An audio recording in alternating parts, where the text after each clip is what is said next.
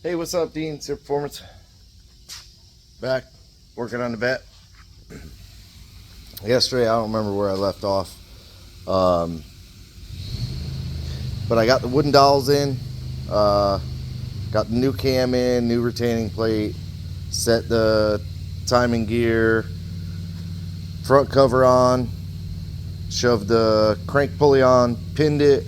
I'll try to remember to attach the picture. So I pinned it. It was probably about 3/4 of an inch long. It's pretty long, but I measured the snout on the pulley. It's a little less than 3/4 of an inch, maybe closer to half an inch, maybe a little bit longer.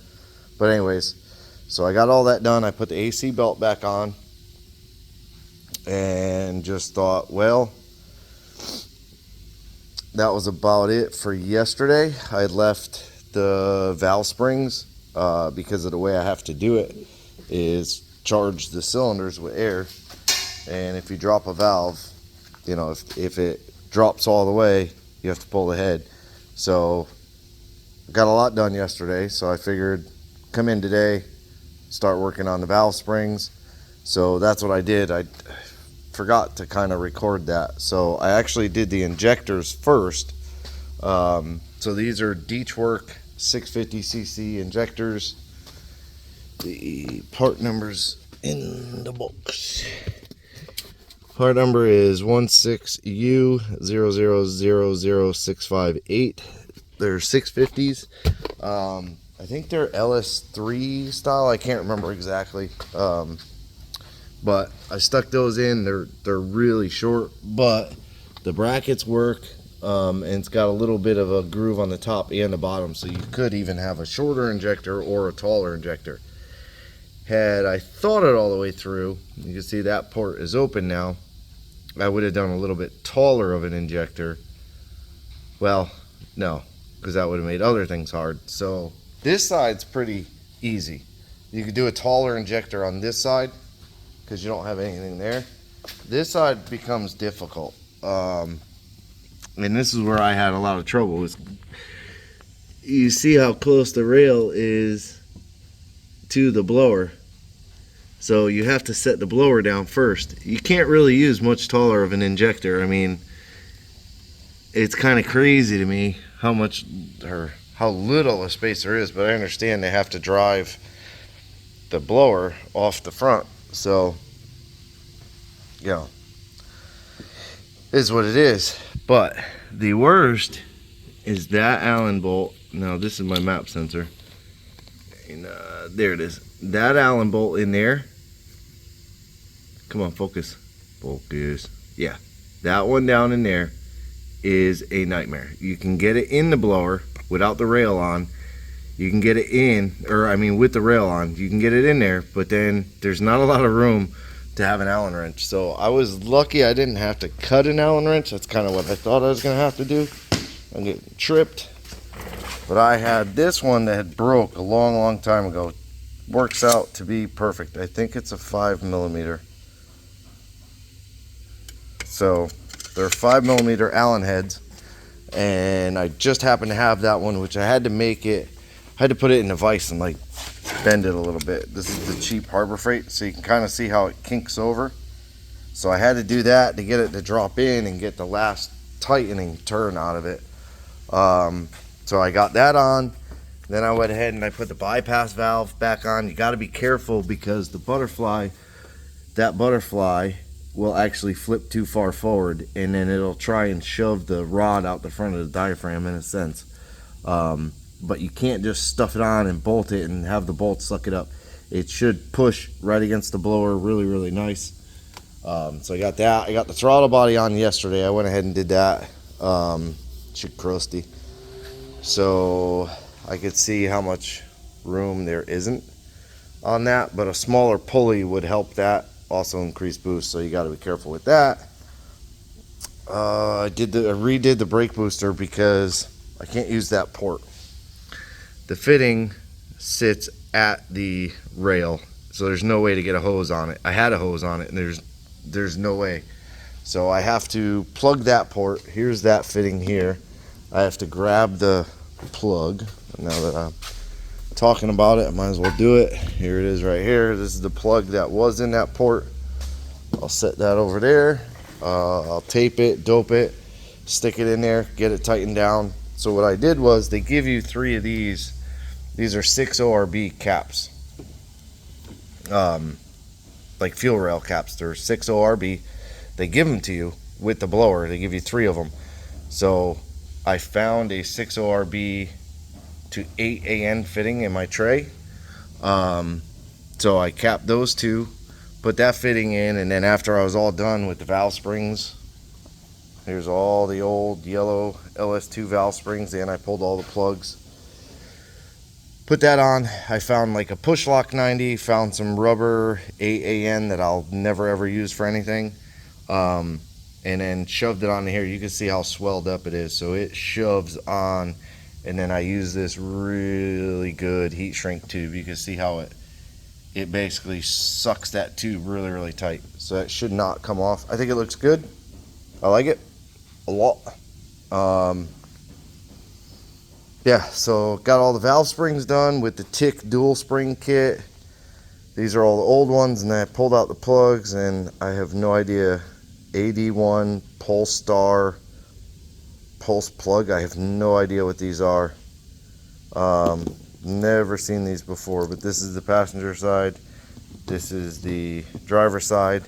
So we're gonna get some NGK BR7s on order. Justin at Jones Speed, I think. I'll have to look it up and put a link to him. I sent him the stock file last night, not in any hurry to get a file or anything, because I have to leave to go out of town. So I just to send it so I don't forget. And first thing this morning, dude's like, here's your base map. And I'm like, cool. Guy's crazy on top of it, which I really, really like. He's a super nice guy. He agreed, NGK BR7s. What else am I going to do today? So I'm going to try and get, not going to try, I am going to get the rack back in, the power steering lines hooked back up to it, the steering column hooked back up to it. Then I'm going to get the accessory on this side for the power steering pump and the alternator. I'm going to get that on, possibly do the water pump first, so that I don't have to fight with the gasket on this side. So I might do the water pump first, then do this accessory stuff. But I'll do the rack first, and I'll just start working my way in reverse to the point where I do the headers. And I think, like I said, I think what I'm gonna do is, because they are a 3-inch collector and it's a 2.5-inch pipe, I don't think they gave me, no, there's no collector in here, so no like reducer collector. I also got to get that socket. I forgot about that. But what I'm going to do is, I'm going to cut these off, these tubes here, so that I have the flanges that made up to his flanges. I'm going to fit them on the car, bolt them on. I'm going to reuse those O2 ports, but I got to change the sensors to that style. And those are what I'm going to use for sensor 1. No, I'm sorry. No, I'm not going to use those. No, I'm not using those because the headers have them. Yeah, get with the program. So I'll just use the flanges and maybe some of the tubing to turn them in. Probably what I'll end up doing. But this one I might just leave the bung and put a cap in it to close off, or I may use it for wideband and then cap it. We might tune this car with a wideband. I should have asked him that, but yeah. And then I gotta just finish putting this stuff on. I got the 3/4 heater hose, didn't get the clamps, they're delayed, but I think I have some clamps here. I have to look. So I'm gonna get back to it, get the rack in first, and hopefully by the end of today I'll have pretty much everything back on the car that needs to be back on the car to be able to get it to run. mostly. Tomorrow, by the end of the day, my goal is to have the car ready to run, even if it's open header. I want to hear it open header anyways. But get it to run tomorrow. That would be freaking awesome. So if the car's running before I leave, I am ecstatic. So there's all these little parts now that take a little bit of extra time. Honestly, the blower install, like, I couldn't ask for it to be any easier. Sorry, all up in my face. It was super easy other than one bolt. I did forget there are 2 bolts in the back of it, but they were easy to get to.